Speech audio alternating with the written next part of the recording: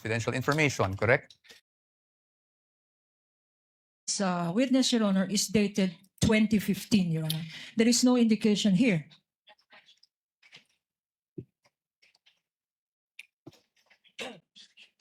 Okay. There is an indication here, Your Honor, that all issuances Joint circular, repeating inconsistent clause. herewith are hereby amended or revoked accordingly. Similar provision, Your Honor, by way of manifestation. The joint circular. Can I see? Is likewise Your Honor, mentioned in the Joint Circular 2015. Observation for the record that 2015 supersedes this circular cited by Counsel for Respondent, which is dated 1992, Your Honor. For the record. Noted. Thank you, Your Honor. Proceed. But again, we'd like just a counter manifestation that the repealing clause under JC 2015-01 states, and I quote, all circulars, memoranda, rules, regulations, and other issuance inconsistent herewith are deemed repealed and superseded accordingly. So the repealing clause in 2015-1 did not specify COA Circular 92-8985. Precisely our point, Your Honor. Your Honor, please counter manifestation. Of course, Counsel. Counsel read the literal meaning, Your Honor, but the substantive meaning is all circulars are deemed repealed and superseded accordingly. His interpretation, my interpretation, but no interpretation needed, Your Honor. 9.0 is expressed. All are repealed and superseded accordingly. Manifestation is duly noted. Thank Your Counsel may Honor. proceed. Your Honor, the documents would speak for themselves, Exactly. and we will leave this to the Honorable Court as to not prolong the debate on this matter. Just again, just my last manifestation on this. The difference between Joint Circular 2015, Your Honor, it has been identified, authenticated, and testified to by this witness. This circular that they are citing, Your Honor, 1992, has not been identified. We don't know its due existence. We don't know the circumstances surrounding this document. And therefore, they're covered by the original document rule. Produce the original, since you don't have a witness who has testified as to its existence, due execution, and least of all, its contents, Your Honor. And we are stating that this should be clearly in the records of this proceedings, Your Honor. Noted without prejudice to respondent presenting during their evidence in chief the original copy of the document and someone testifying thereto. We submit, Your Honor. Please proceed, Counsel. Doon base po sa binasa nyo, Mr. Witness, nakikita natin na mag-iba ang auditing standards or guidelines pagdating sa confidential or intelligence funds kung ikukumpara sa regular funds. Tama po yun. Well, based on the Joint Circular 2015-01, magkaiba po yung treatment between confidential fund and intelligence fund. Opo. At base rin po doon, sa binasa nyo, ang kadalasan nangyayari pag resibo o invoices ay maaring maging impractical kung yun ang i-require. Tama po ba? Under the Joint Circular po kasi, the auditors may require the... Your Honor, that's not responsive. I was just asking him to confirm what he read. Kindly answer the question, witness. Just on the circular that you read, Circular 92-3. Can you repeat the question po, sir? Ayon po doon, yung regular requirement na paghihingi ng mga resibo, acknowledgement receipts may be impractical pagdating po sa confidential operation. Can we ask Counsel, Your Honor, to show that particular Yes, Your provision that he is citing in respect of the circular? Kindly do so, Counsel.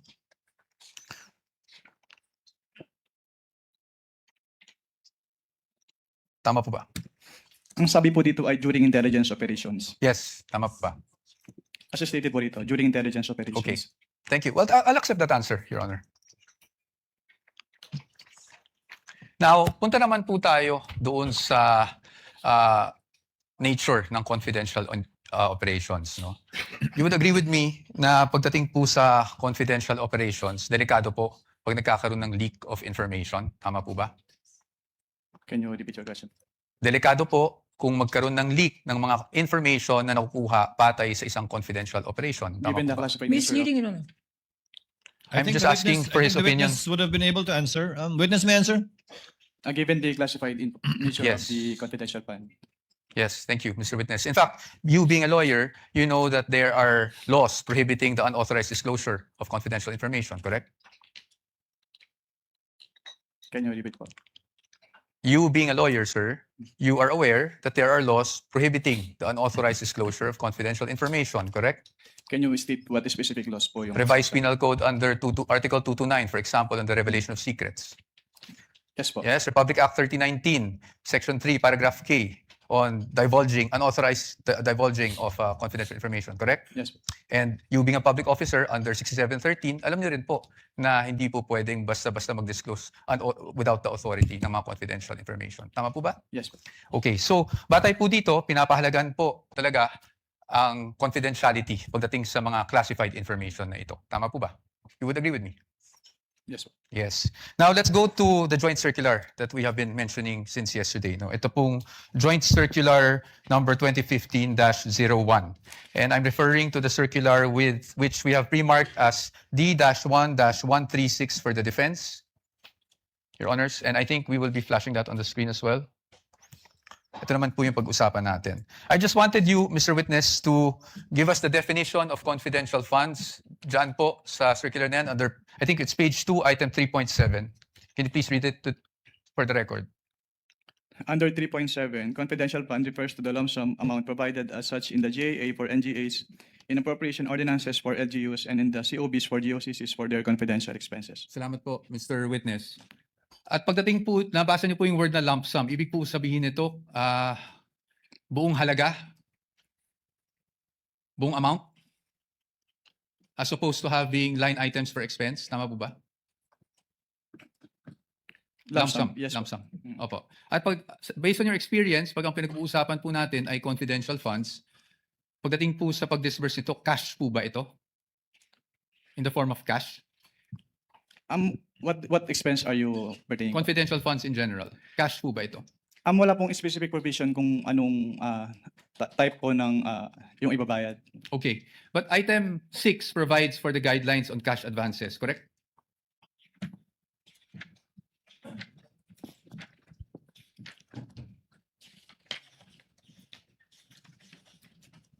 Based on this document po, yes po. Yes po.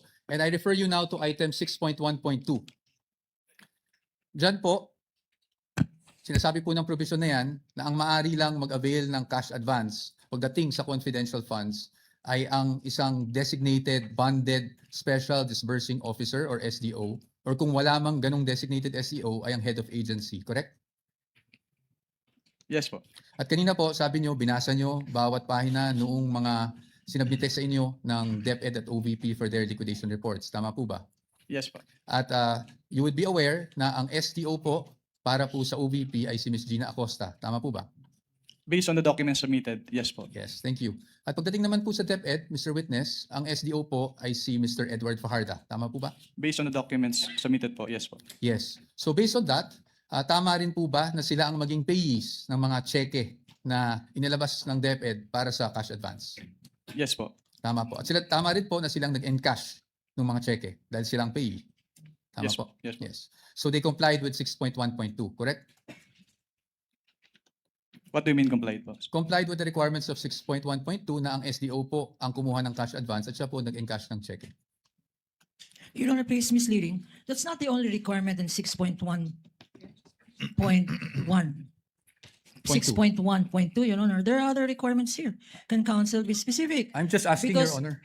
This is a blanket he is saying, and so therefore, there is compliance here. I'm In asking. particular. Thank you. I appreciate po What does the. counsel for respondent say? I appreciate naman po the objection of the good counsel. So I will be more specific. Tama po, nag-comply po ng SDO ang payee sa cheque at ang SDO po ang nag-encash. Yun lang po. Just on that part.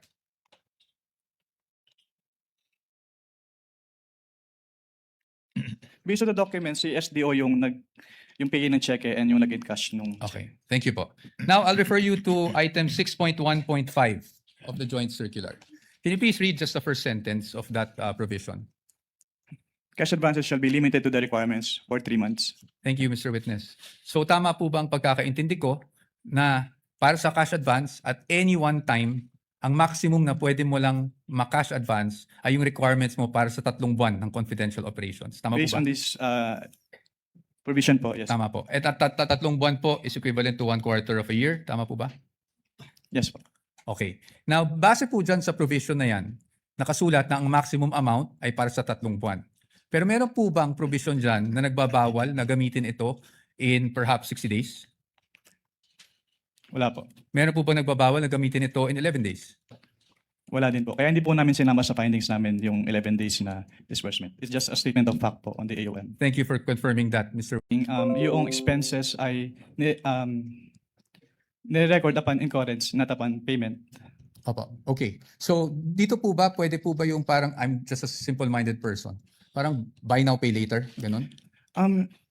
That wala po yan sa joint circular, so I am not authorized to It's okay. answer that question. I will leave it at that. Punta na lang po tayo sa liquidation. Sa liquidation po, under the joint circular, that's under 6.2.2, correct? Under 6.2.2, if I may just refer you to that provision, dapat po maliquidate o magsumite ng liquidation report ang isang agency na may confidential or intelligence funds within 30 days after the close of a quarter. Tama po ba? Tatlo po yung nakalagay dito, hindi lang po the 30 days after every quarter. Sige po, please enumerate for us. Under 6.2.2 of the joint circular, all cash advances for CF and IF shall be liquidated within 30 days after every quarter or from the approved target date of completion of the project or activity or after the cash advance had been fully utilized, whichever comes first in accordance with the procedures as stated po. Okay, thank you po. Ngayon po, papakita ko po sa inyo yung liquidation report na isinumite ng OVP for their fourth quarter confidential funds 2022. Maybe this time we could just ask our assisting counsel, Your Honor, to hand the document. Assistant counsel for the other side may also Prosecution. approach. Maaari niyo po bang matukoy kung anong date po na-receive ng COA ICFAO itong liquidation report ng OVP? Based on the transmittal letter po, January 17, 2023. January Maybe no, 17. Your Honor, for our understanding, what exhibit number? Sorry. Counsel Thank you for referring to. reminding me, Your Honor. You're welcome. This is Exhibit D-1-4-O ng liquidation report. Based on this document po, yes po. Yes po. And kung mapapansin niyo po, doon po sa transmittal, meron pong isang checklist. Tama po ba? Yes, sir. And I will refer you now to item 6.2.2.3 of the joint circular. Ayon po sa 6.2.3 ng nasabing joint circular 2015-01, ang gagawin po ng receiving officer ng COA ICFAO ay titingnan po yung checklist, tapos susuriin po yung mga dokumentong isinumite ng ahensya, yung mga attachments, kung pasok siya doon sa checklist of supporting documents na kinakailangan. Tama po ba? Can you repeat your question po? Ayon po sa 6.2.2.3, ang receiving officer ng COA ICFAO ay titingnan yung checklist and then titingnan din, susuriin yung mga naka-attach na dokumento kung compliant siya dun sa checklist. Tama po ba? Yes po, based on the joint circular. Based on that same provision, kung yun po ay kompleto, tatanggapin po ng COA ICFAO. Tama po ba? Yes po. At pag hindi po kompleto o meaning kulang po yung mga attached documents, yun po ay dapat ibalik ng COA ICFAO sa ahensya at hindi muna tatanggapin. Tama po ba? Yes po. Based And on in- this provision po. Opo. And in this case, because of the receiving stamp, would you say na tinanggap po ng ICFAO ang submission ng OVP? As stamp po nung ICFAO, yes po. Okay. Thank you, Mr. Witness. Now, basing on this document na natanggap ng COA ICFAO on January 17, 2023, ang kanilang liquidation report, meaning the OVP for the fourth quarter 2022 confidential funds, it took more or less 8 months for COA to issue its official finding. Tama po ba? Yes po. I am showing you a copy of the AOMs that you issued and that were also presented yesterday. May we know the exhibit number, sir? Yes, Your Honor. I will get to that. Ready mo na yung mga next documents. Are you showing the one for the OVP or the DepEd? counsel? OVP, Your Honor. OVP, that would be This is D-1-103-OVP, Your Honor, for the first AOM issued on September 14, 2023. that's the counterpart of P-1-12-A. And isunod ko na po yung pangalawang AOM na na-issue on October 3, 2023. This is D-1-104-OVP for the defense. Which is P-1-12-B for the prosecution. Thank you. Now, Mr. Witness, Napansin ko na yung date is September 14 nung 2023 nung una yung AOM. Tama po ba? Yes po.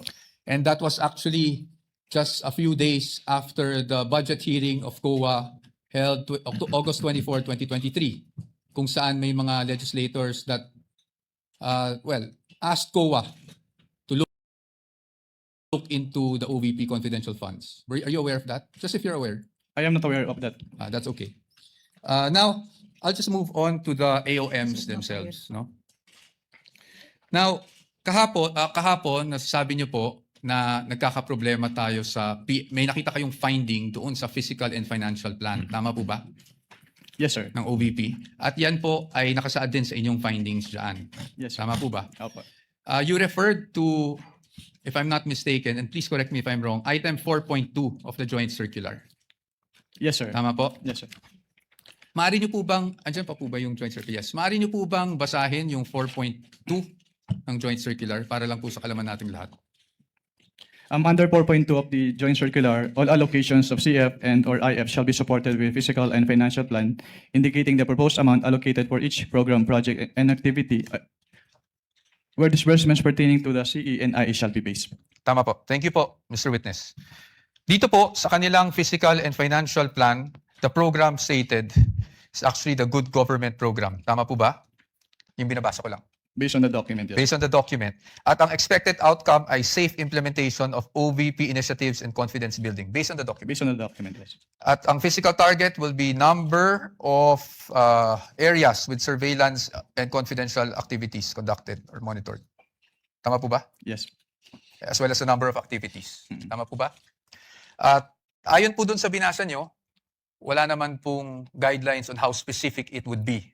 Correct? Well, nakalagay po kasi dito, dapat i-indicate yung each program, activity, and project na pagbabasihan ng disbursement ng CF. Opo. I won't argue with you.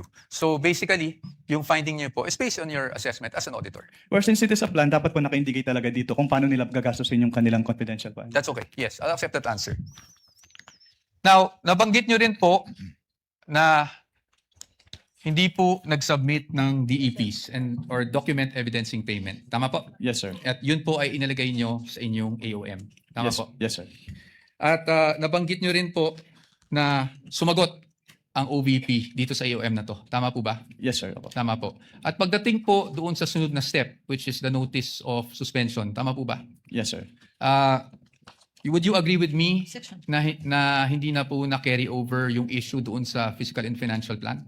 Yes, sir. Yes. So ibig sabihin, tinanggap nyo po yung explanation. Well, ang purpose po kasi namin kung bakit namin ni-require yung specific confidential activities dun sa PFP is para makita kung paano gagastusin noong OBP yung kanilang confidential fund. Pero since nilagay naman na po nila doon sa kanilang revised accomplishment report yung specific confidential activities and even submitted the documentary evidence of payment. So hindi na po namin hinanap ulit yung physical and financial plan. Okay. Salamat po. Thank you for that answer. Ngayon po, kasi kanina, kahapon actually, not kanina, sinasabi nyo walang sinubmit. Ang ibig nyo lang pong sabihin sa walang sinubmit is at the time na bago kayo mag-issue ng AOM. Tama po ba?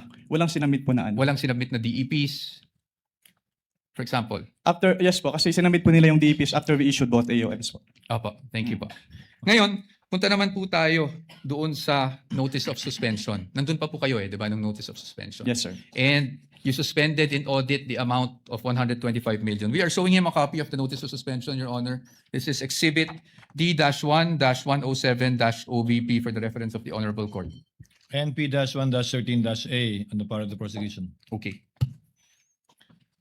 So, dito po, as you mentioned earlier, you were satisfied with already the submission of the accomplishment report ng OVP. That's why wala na po yung issue sa physical and financial. Hindi po ako satisfied dahil compliant yung accomplishment report nila, kundi dahil nilagay lang nila yung specific confidential activities na pinagamitan ng kanilang pondo. Opo. So, nawala na po yung sa PFP na findings sa AOM. Based on the, yes po. Based on the NS. Tama po ba?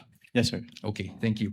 Ngayon, pagdating dito sa notice of suspension, I just wanted to focus on doon sa documentary evidencing success pagdating sa rewards. Yes, sir. Nabanggit nyo po, this is 4.8.5 paragraph B specifically of the joint circular, correct? Yes, sir. And yun din po yung nakasaad dito sa notice of suspension na reference, meaning the provision of the JC Yes, sir. specified. Yes. At nabanggit nyo rin po kahapon na wala pong guidelines specifically under 4.8.5 that shows how specific you should be in terms of the documents evidencing success. Tama Wala po ba? po akong na-mention na walang specific guidelines po. Ang sabi ko lang, hindi sinabi kung anong specific document yung hinihingi. Wala, may sinabi ko po kayong walang prescribed format, basically. Your Honor, please misleading the witness, to my recollection, did not say that. He said that in accordance with 4.8.5, these are the requirements, A, B, and C. And the submissions of the Vice President and the DepEd are not compliant, Your Honor. Can we With ask the for a indulgence of readback? counsels for the parties, Mr. Wamil, base po sa guidelines, hindi tulad ng ibang mga format na sinasubmit na may pro forma na nasa annex nung 2015-1, wala pong pro forma na pag-liquidate sang-ayon sa na dokumento sang-ayon sa 4.8.5. Yes, Your Honor, based on this provision po. Yes. May ibang provision bang nagre-require ng specific na paraan? ng Wala na po, pag- Your Honor. Ito lang Wala. po, Okay. 4.8.5. Thank you. Thank you, Mr. Witness. You may proceed, counsel. Thank you, Your Honor. Now, pagdating po sa OVP, alam niyo po ba kung sumagot sila sa notice of suspension na ito within the prescribed period given under the notice of suspension? Sa notice, wala na po ako sa ICFO nung Wala na po submit kayo. sila ng response. Okay po. So I will no longer ask you about that. Probably for another witness na lang po. Punta na lang po tayo sa OVP confidential funds for 2023. You confirm, Mr. Witness, na ang OVP confidential funds for 2023 ay nakapag-issue rin kayo ng AOMs for the first, second, and third quarter. Tama po ba? For the first and second lang po, kasi yung third quarter, nag-drop po ako and hindi ko na po naabutan yung issuance nun dahil nag-transfer out na po ako sa Okay. ICFO. Okay. At hindi na rin po alam kung, just if you're aware, kung sumagot ang OVP doon sa mga AOMs ninyo. Hindi na rin po alam yan. Yes, sir. Okay. Sige. Diretso na lang po tayo sa DepEd. Para hindi na po tayo tumagal. Sa DepEd po, nakapag-issue rin po kayo ng AOMs. Tama? At least for the first and second quarter, nandun pa po kayo. Yes, sir. Tama po. Apo. And kanina po, pinag-uusapan po natin yung mga disbursement vouchers ng DepEd. Kung saan, natukoy nyo doon na hindi compliant dahil MOOE yung nakasulat sa disbursement vouchers. Tama po ba? Naalala niyo po yun? Sinagot ko lang po yung tanong ni Attorney Lorna kanina. At ang sagot niyo po, natatandaan niyo po ba yung sagot niyo? Ay MOOE siya at hindi confidential funds. Yes po. Now, Mr. Witness, I will show you a page of the General Appropriations Act. Can I have that copy?